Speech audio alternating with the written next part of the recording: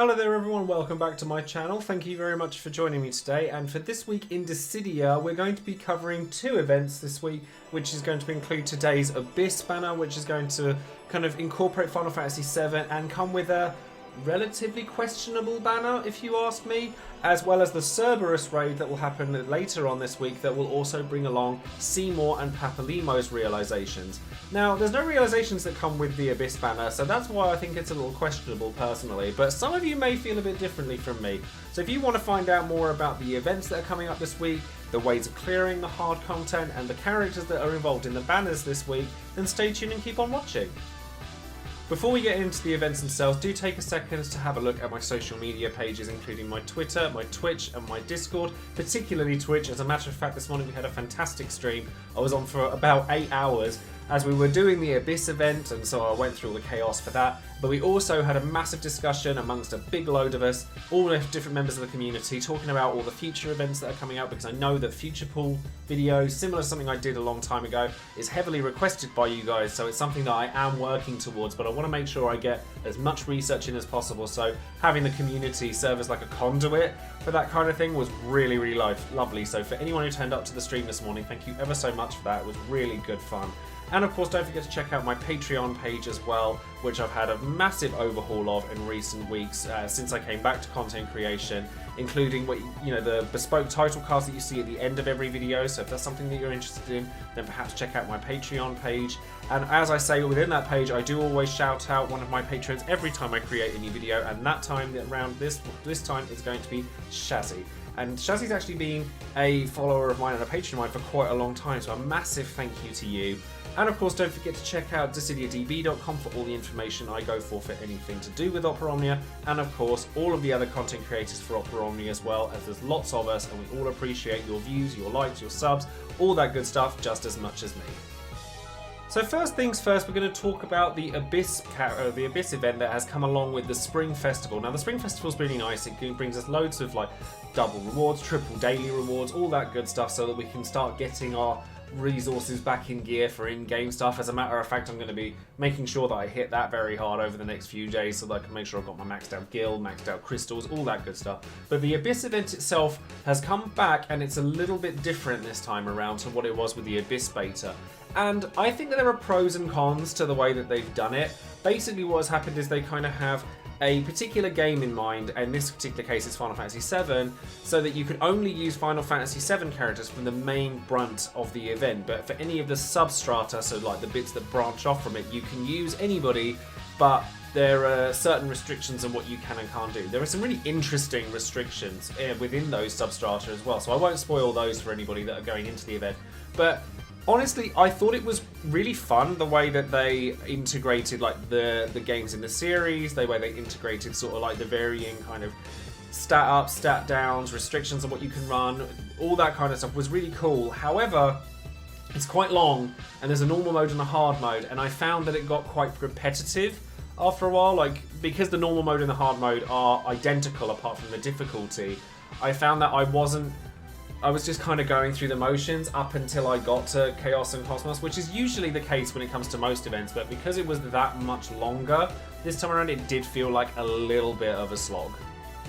Speaking about the Chaos event in this one in particular, it's going to be using a lot of the machine enemies that we've come across in the past. So that uses the Guard Scorpions, some of the machines that do go berserk when you kill one before the other, the machine that uses all the Marlborough attacks and things like that, which is kind of annoying, but honestly this particular event really isn't too difficult provided you have the characters to use it in. One of the things that I will say as a detriment to the new version of Abyss is that it's limited in time, and if you don't have like Final Fantasy VII characters, for example, you're not going to be able to get the stuff that you need to be able to get like the book pages and the ingot nuggets, things like that, and it shouldn't be restricted quite so heavily. And you know, FF7 characters are quite common now, like this is a particular event where it's relatively common, but what about in the future when like we come across, you know, events that have games that aren't quite so common? that does worry me slightly. But luckily, this particular event has FF7 has so many usable characters at this point. You've got Cloud, obviously, you've got the 3 characters that are on the banner, so Cloud, Tifa, and Aerith. I'm not going to go over the banner too heavily because I think a lot of people know already what these characters do. They're all going to be usable for this event. Tifa in particular is very strong.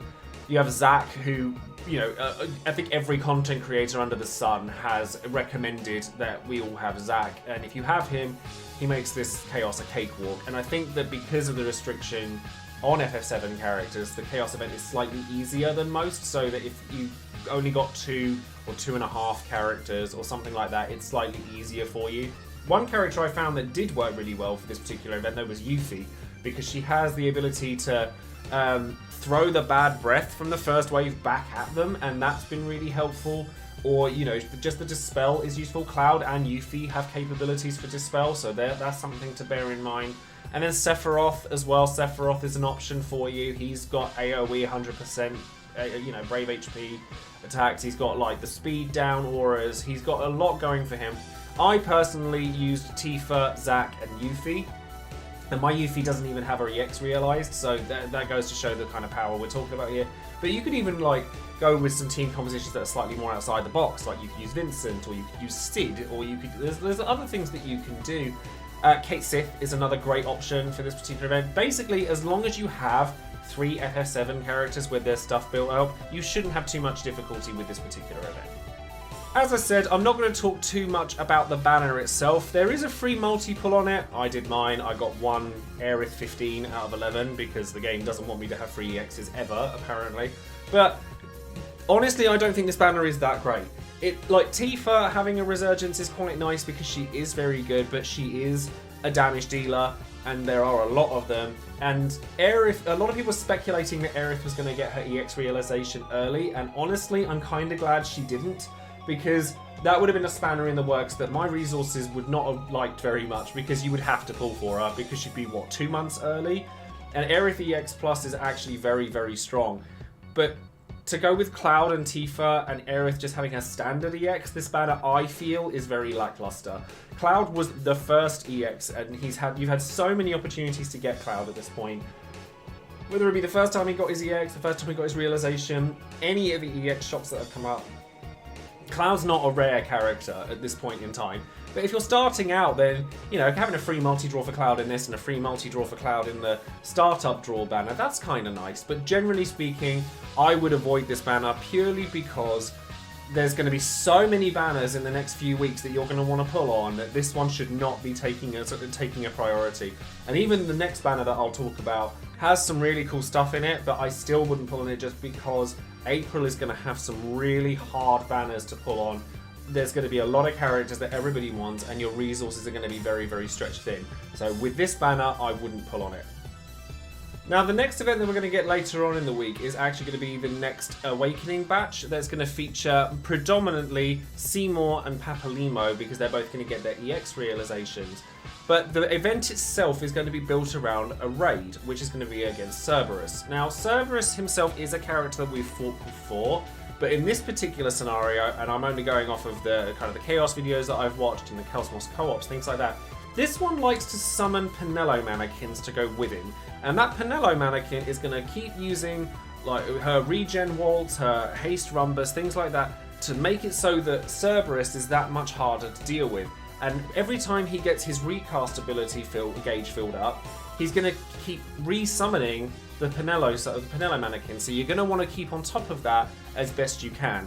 And now, I've seen a large number of different characters used for this particular event, so I wouldn't stress too heavily about it. Having a healer on hand is always going to be handy, whether it be somebody like Y'shtola, or Penelo, or Rosa, or something like that. They're all going to be really useful characters. Zack is always going to be useful in these particular situations, because he does really high single target damage toward the Cerberus, but can still do some damage to Penelo mannequins through things like Apocalypse. So that's always going to be useful. Obviously, Papa Lemo is going to do really well here. Papa Lemo is a consistent source of damage that is just There's nothing huge about Papa Lemo, and I'll get to a bit more about him in just a second, but he's a very consistent level of damage that works really well with some of the other sort of enchant characters and imperil characters. He works really well with some of those because he can imperil both fire and ice. So there's characters that you could bear in mind, and you can see on the right hand side here there are a couple more there. But this event again isn't massively difficult from what I've seen. The only things that you really need to watch out for are debuffs and buffs, because Penelo and Cerberus like to throw out buffs and debuffs very, very heavily. So characters that you might find being really useful in this particular event are going to be dispel-based characters, particularly Yuffie if you have her. Balthea will also work really well because he has the capability to do 100% AoE damage with his EX. He can take buffs onto himself, so that makes him stronger, and equally Yuffie can throw the debuffs that Cerberus throws at you back at him. So that's worth noting as well. So as long as you can deal with buffs and debuffs and have a strong tank and a decent healer and a good consistent source of damage, you're not going to find this to be too much of a problem. Note that I didn't really mention Seymour, because Seymour, I'm going to spoil this now, he's still not fantastic, unfortunately. So Seymour gets a little bit of a rework this time around, and he gets his level 70 awakening, and that includes his Set Sap Burst level 65 ability, which is actually not terrible. It's a brave HP attack that inflicts sap for 2 turns and gets a little bit more of a buff, so it gives more damage to debuff targets for 4 turns. The point of it is just to put a debuff on the enemy ready for you to be able to do these things. All the things that he can do. And then his Chain Spell and Lance of Atrophy trigger additional attacks. They previously did it when the enemy target was at 50%. They now do it if they're below 80%. And you also get a Maester of Yevon buff from Lance of Atrophy that raises your max bravery and attack. So basically, the chain spells, like the additional HP attacks that come after Chain Spell or Lance of Atrophy, are a lot more likely to happen now after the fact that you've kind of got this rework. You get a bit of overflow. The Chain Spell actually triggers twice, and then you get extra HP or extra Chain Spell after you've finished it if they're under a certain HP threshold. It makes him a little bit stronger. And then going and having a look at his EX and his EX realization, the problem that Seymour always had is that Seymour's repose took way too long to build up to its 3 stacks. Now, Seymour's repose would raise his bravery, his attack, his brave overflow when using Requiem, based on how many stacks he had, but it would only, because on a slow recast rate EX you'd only get 1 stack per use, and that's not particularly great. Its HP damage is split evenly across enemies, which isn't fantastic. He does, however, with his realization, get an HP attack plus, which is very useful. It's 2 hit brave HP. It gives him 120% max overflow on that attack. He also starts the fight with the Maester of Yevon and 2 stacks of Seymour's repose for 8 turns, so he was going to be able to get to his 3rd stack much more easily than he could before. And it extends the duration of Seymour's repose when he uses his Requiem EX more frequently. And then Requiem itself gets additional attacks just like his other spells when he gets his 3 out of 3. So he gets a 4 brave hit HP attack that also does more damage, has splash damage on it, which is really nice. And then he's also going to get another attack, or another version of that attack, as they're under 30% max HP, because it will hit twice as opposed to the regular 4-hit brave HP attack. It's fine, but Seymour's kind of shtick doesn't really hold up against a lot of other characters that are around. His sphere is okay; it's not too bad. It gets you 15% attack, which is very good. But there are other spheres that do better, and they're on characters that are generally better than Seymour. So honestly, while Seymour's kind of cool, and I kind of want him because I have a collection of every villain that's had its EX released so far, I'm kind of considering not doing my collection anymore because I really just don't have much of an interest in Seymour. Now, Papa Lemo and his rework is a little bit more interesting. So first of all, he gets his 65 active ability, which just raises his max bravery, and then with his level 70 passive, it raises his max bravery some more, and he gets more uses out of it, and the duration lasts longer if you put the Bloomstone on it, so it's nice and simple. Astral Fire has its hit count increased to 4, and you can have Overflow on Astral Fire and Umbral Ice as well. But the main thing that you want to notice with his rework is that he inflicts fire and ice imperil on the enemies that he uses Umbral Ice or Astral Fire on. So that's something to bear in mind. And bear in mind obviously as well that Papalino has not actually had an EX up until this point. So unlike Seymour, he's got a completely new EX that is much more easy to work with. But the rework on its own is actually quite useful and allows him to pair up very nicely with certain characters that can take advantage of his imperil. So I've spoken to a couple of people, and a couple of people have mentioned Onion Knight, which is quite nice because it means that you're slightly less reliant on Onion Knight's C65 to grant Blizzard to everybody, because obviously Papalimo can attack with Blizzard himself anyway, and when he does attack with fire, he actually does the imperil for himself anyway, so it means that it takes a bit of the heat off of Onion Knight. But you can also like use Lulu, because then the enchant is more prevalent, and you can use it on other characters as well and take advantage of that imperil. Jekt is a character that will take advantage of the fire imperil. You could even use Camlanor as somebody who could take advantage of the ice imperil. It just opens Papalimo up to a much more pleasant sort of variety of team composition, and that's before we even get to his EX. Now Papalimo's EX, which is Fire 4 or Blizzard 4 if you're in Umbral Ice mode, basically just does a larger Brave HP attack that executes itself twice.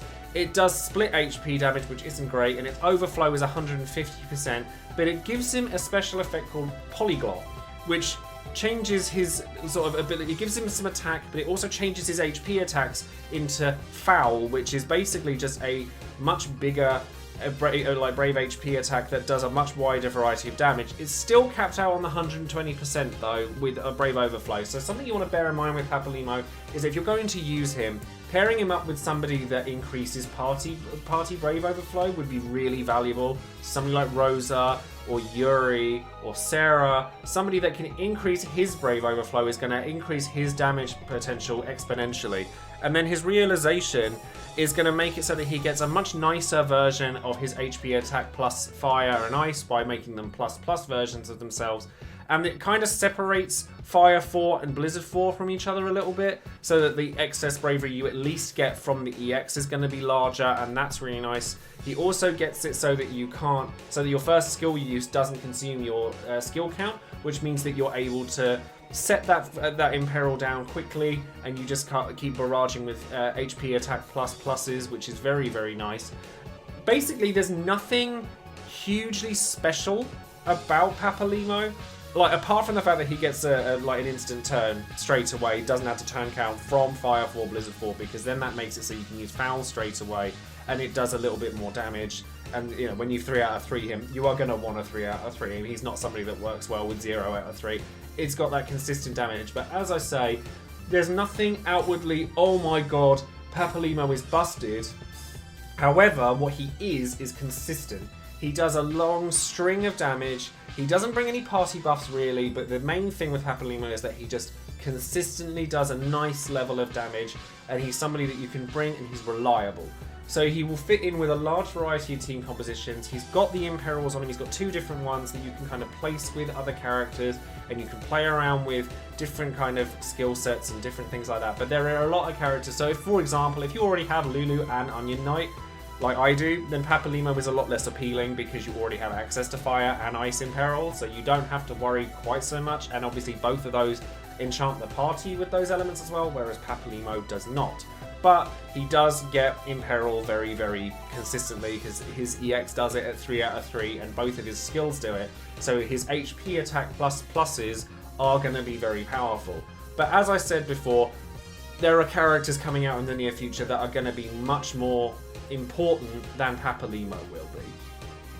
So before I end the video, I'll quickly do a rundown of whether I think that you should pull on these banners, and honestly the quick answer is going to be no.